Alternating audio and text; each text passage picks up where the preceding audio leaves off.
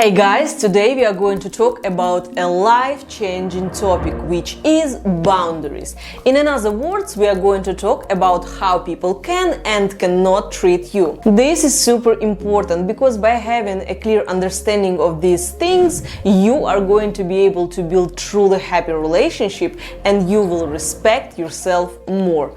Of course, as usual, I'm going to explain things with real-life examples and share my own experience. My name is Darina and I'm doing my psychology postgrad in Australia. Let's get started. So, what are boundaries?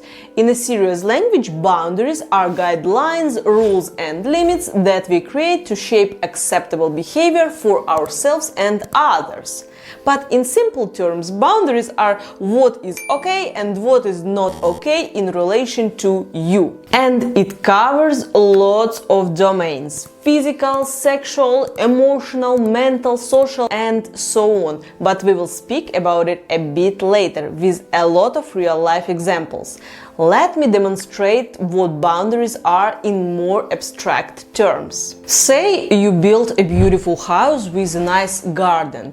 You carefully chose a carpet and paint for the walls. You made the garden look green and have lots of flowers. And you have a fence, which can also be called a boundary.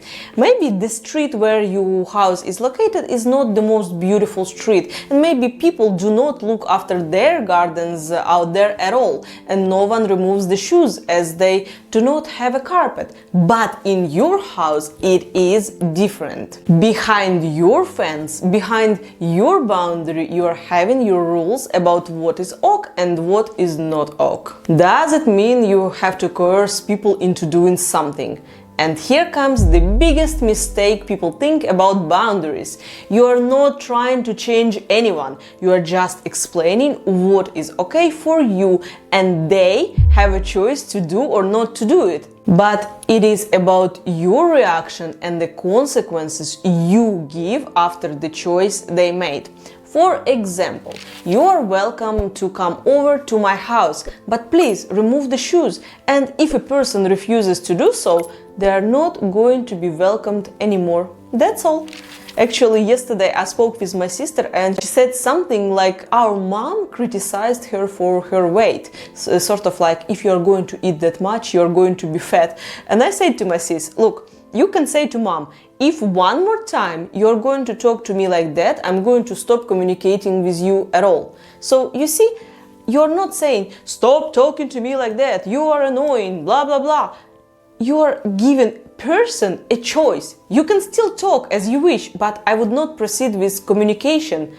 That's all. It is worth noting that in most cases, people aren't intentionally violating your boundaries or trying deliberately hurt or disrespect you. They may simply have a different understanding of where those boundaries lie. Their perception of what is acceptable and what isn't may differ significantly from yours because of their own experiences.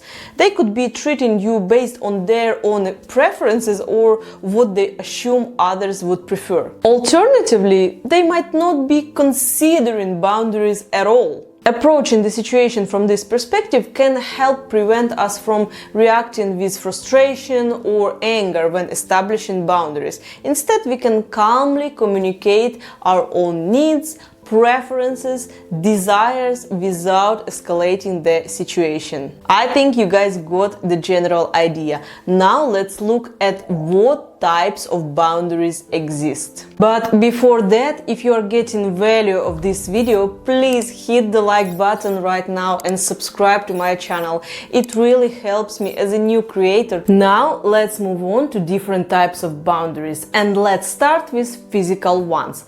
I know that probably the first thing that pops into everyone's mind is the actual physical space. Can you touch me? Can you hug me? Or how close we should be if you can hug me? But it is not just that. It's actually about all your physical needs. Pretending you are hungry or thirsty and you and your partner are doing a road trip.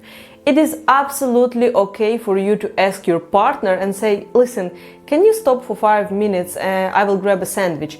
And you know, even though you might think that the easier thing to say is, sure, no dramas, Some people can violate this boundary by saying, "Oh my god, why are you always hungry?" or "Why do you act like a kid? Can't you wait until we arrive?" I'm sorry, John. Everyone is different. Someone eats 3 big meals a day and it is okay, and someone eats 5 small meals a day and it is okay also. So let me please meet my need. I'm not forcing you to do anything. I want to meet my need. So that's an example of a physical boundary. Write in a comment section, guys, if you ever came across a situation like that. Another one would be sleep. Say your sleeping hours are from 10 p.m. till 6 a.m. or 8 hours, and if after asking your spouse to be quiet after this time and they're not following through, or even start shaming you that you are an old lady, that's a violation of boundaries. Another boundary is the emotional boundary. And the most common violations are when someone judges, belittles, or criticizes you for your feelings. When someone asks you inappropriate questions or pushing for answers when you're not comfortable sharing. For example, when you guys are going to have kids, or even worse, why you don't have kids yet? Not even thinking that it can be extremely sensitive or painful topic for some people. I remember a hairdresser once asked me and my ex-partner when we will be procreating. She literally said this word. Also, breaching emotional boundaries is if someone tells you that your feelings are wrong or that you must justify yourself. It is when someone tells you how you should or shouldn't feel. It is emotional dumping, when someone unloads their emotional burden onto you without considering whether you're available or willing to support them. And finally, it is emotional manipulation, when someone tries to manipulate you by making you responsible for their emotional well-being.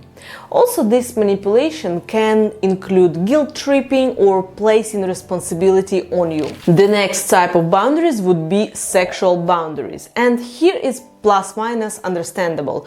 What I find appropriate is permitted and what is not is not. The main thing is to clearly communicate this to your partner. Additionally, there are many more types of boundaries, such as professional boundaries that involve interactions in professional settings and include maintaining respect, confidentiality, and avoiding conflicts of interest. Spiritual boundaries that include respecting each other's spiritual beliefs, rituals, and boundaries related to faith and religion. Intellectual boundaries that involve respecting each other's thoughts, ideas, and opinions, and includes not imposing your beliefs on others and allowing space for different viewpoints. And material boundaries that involve personal possessions, money, and resources, and includes respecting ownership, borrowing items with permission, and not taking advantage of someone else's generosity.